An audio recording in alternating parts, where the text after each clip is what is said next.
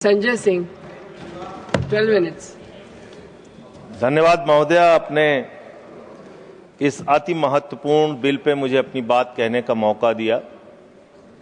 महोदय, आज पूरा देश इस संसद को देख रहा होगा।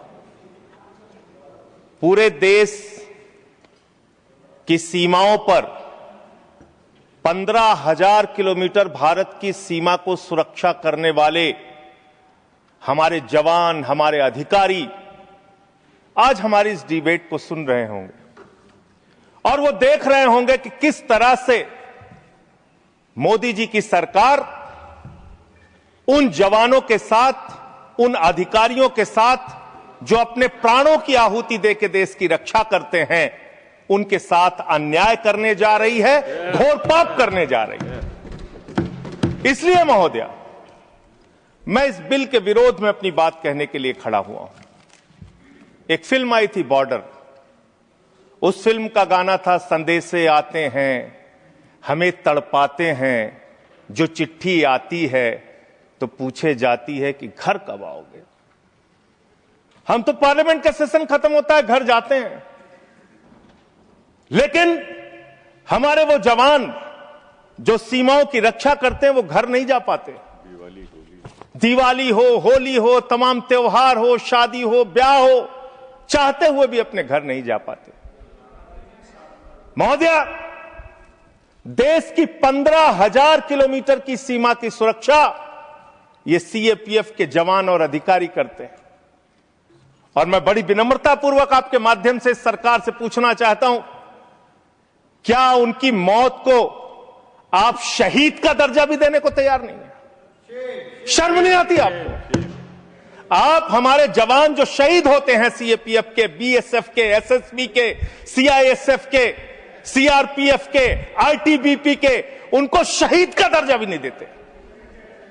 सीआरपीएफ के 40 जवान पुलवामा में शहीद हुए, उनके नाम पर घूम घूम कर पूरे देश में प्रधानमंत्री ने वोट तो मांगा, लेकिन उनको शहीद का दर्जा नहीं दिया। कितना बड़ा गुनाह आप उनके साथ कर रहे हैं। महोदय, मैं आपको बताना चाहता हूं कि पिछले 50 वर्षों में एक दो नहीं, तमाम कमेटियों ने सीएपीएफ के अधिकारियों के पक्ष में रिपोर्ट दिया, रिकमेंडेशंस दिया, सरकार से अनुरोध किया कि उनको उनका अधिकार मिलना चाहिए। और यह अधिकार क्या है महोदय? 2025 मई का सुप्रीम कोर्ट का निर्णय है जो कहता है, cadre review with in 6 months, slowly reduce the deputation of IPS officers with in 2 years। यह सर्वोच्च न्यायालय का निर्णय है, कोई हमारे घर से निकला हुआ निर्णय नहीं मान्यवर। और यह सर्वोच्च न्यायालय का निर्णय है महोदय, ये लोग बदल रहे हैं, ये पूरा देश आज देख रहा है इनको। इसके पीछे कारण क्या है? वो कहते हैं कि पे लेवल 10 पे गजेटेड ऑफिसर्स के रूप में आईपीएस भी भरते हैं, यूपीएससी का एग्जाम पास करते हैं, और जो सीएपीएफ के अधिकारी हैं वो भी पास करते हैं। इसके आधार पे निर्णय आया। और 6 जो अलग अलग कमेटियों की रिपोर्ट आई, 1970 में एलपी सिंह जो सेक्रेटरी एमएचए थे, उन्होंने कहा, finding avenues of promotion for officers of the IPS can not be the overriding objective. It would be very harmful to the morale of the force if in or anxiety to put IPS officers as commandants we were to deny promotion to experienced officers who have worked hard and proved themselves. फिर दूसरी report आई 66 से 77 में, KF Rustam जी की first director general BSF. तीसरी report आई V G कानेतकर की 1966 में। फिर चौथी रिपोर्ट आई 2008 में आईएमएम अहमदाबाद की। फिर 5वीं रिपोर्ट आई 2015 में 7th पे कमीशन की। और 2 महत्वपूर्ण रिपोर्ट आई, मुझे लगता है चिदम्बरम साहब यहां नहीं बैठे होंगे, एक चिदम्बरम साहब की कमेटी की रिपोर्ट आई और एक एस्टीमेट कमेटी को चेयर कर रहे थे आपके आदरणीय पुरोधा भारतीय जनता पार्टी के पूर्व अध्यक्ष मुरली मनोहर जोशी जी। उनकी रिपोर्ट थी कि सीएपीएफ के अधिकारियों को प्रमोशन का वैसा ही मौका मिलना चाहिए जैसा कि आईपीएस अधिकारियों को मिलता है। ये मुरली मनोहर जोशी और पी चिदम्बरम जी की रिपोर्ट है। वो गृह मंत्री रह चुके हैं भारत सरकार के। इसके अलावा अब मैं इनकी शहादत के बारे में बताना चाहता हूं। उनकी संख्या जवानों की और अधिकारियों की 11 लाख है। CRPF 3,13,678, BSF 2,92,000, CISF 1,60,000, ITBP 89,000, SSB 97,000। ये इनकी संख्या है पूरे देश में। महोदया, इनकी शहादत जो हुई है आपको जानना चाहिए, पूरे देश को जानना चाहिए कितनी बड़ी शहादत है इनकी। सीआरपीएफ के 62 जवानों ने अब तक अपनी 62 अधिकारियों ने अब तक अपनी शहादत दी है और सभी रैंक के अधिकारियों और जवानों को मिला दिया जाए तो 2290 अधिकारियों और जवानों ने अपनी शहादत दी है। बीएसएफ के 85 अधिकारियों ने अब तक अपनी शहादत दी है और 2014 सभी रैंक के अधिकारी और जवानों ने अपनी शहादत दी है। सीआईएसएफ के 1 अधिकारी ने अपनी शहादत दी है और 126 सभी रैंक के जवान और अधिकारियों ने अब तक अपनी शहादत दी है। आईटीबीपी के 13 अधिकारियों ने अब तक अपनी शहादत दी है और 182 सभी रैंक के अधिकारी और जवानों ने अब तक अपनी शहादत दी है। एसएसबी के 5 अधिकारियों ने अब तक अपनी शहादत दी है और सभी रैंक को मिला लिया जाए तो 51 अधिकारियों ने और जवानों ने अब तक अपनी शहादत दी। वीर गति को प्राप्त हुए, उनको तो शहीद आप मानते भी नहीं हैं।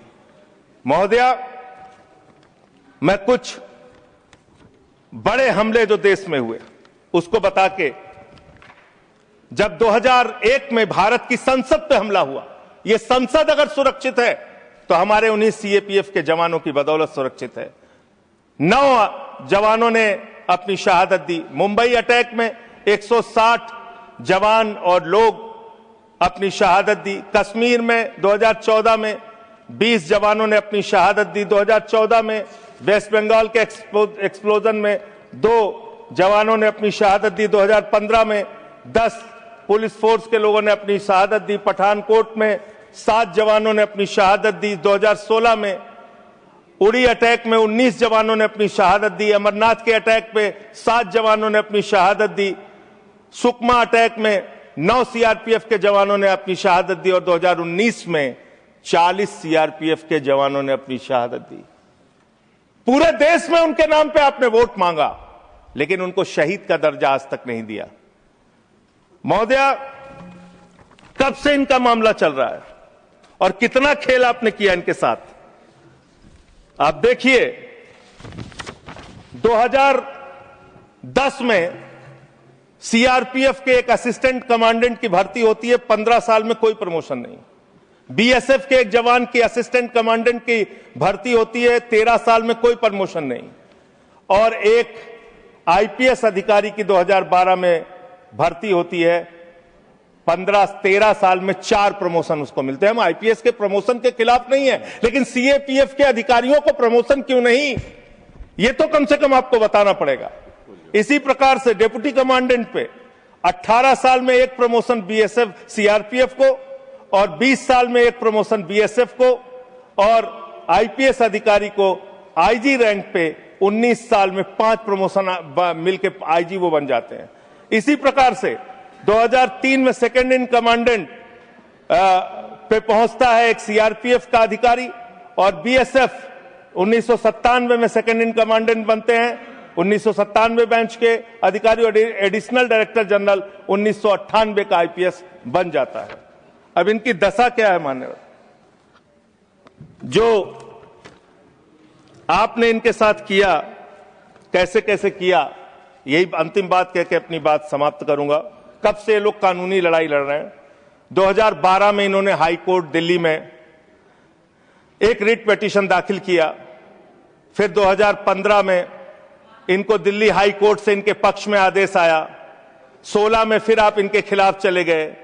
फिर फरवरी में सुप्रीम कोर्ट ने आपके आदेश, आपकी एसएलपी को रिजेक्ट किया। फिर 2 अप्रैल 2019 में फिर इनके पक्ष में आदेश आया।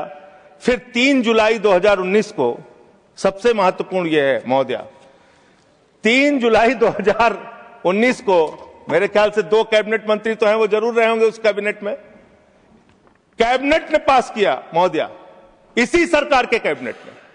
क्या लिखा है इसमें? This would result in grant of NFFU to eligible Group A executive cadre officers of CAPF.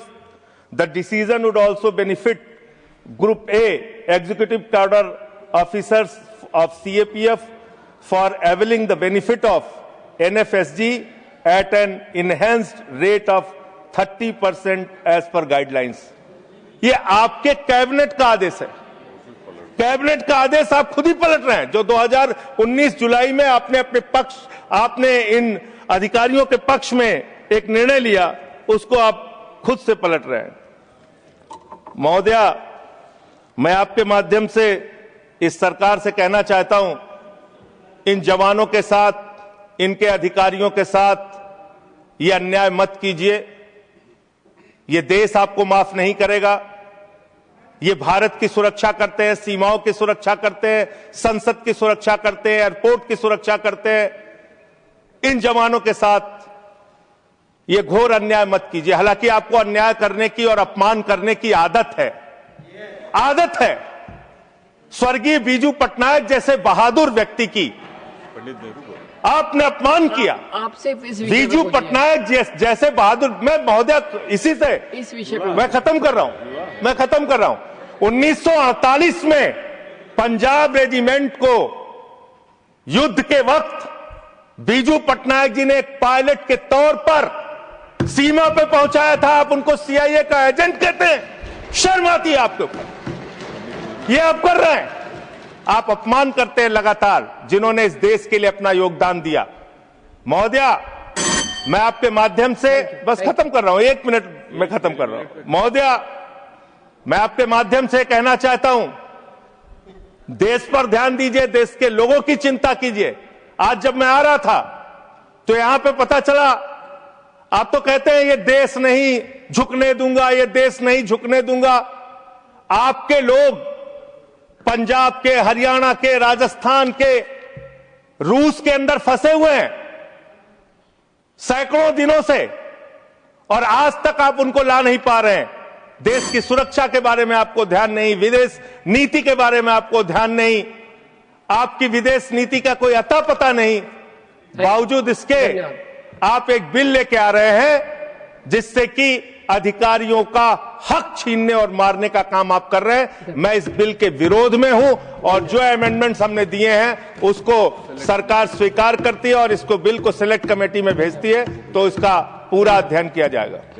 Next Shri Mujibullah Khan.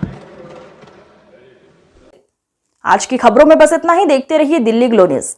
नमस्कार।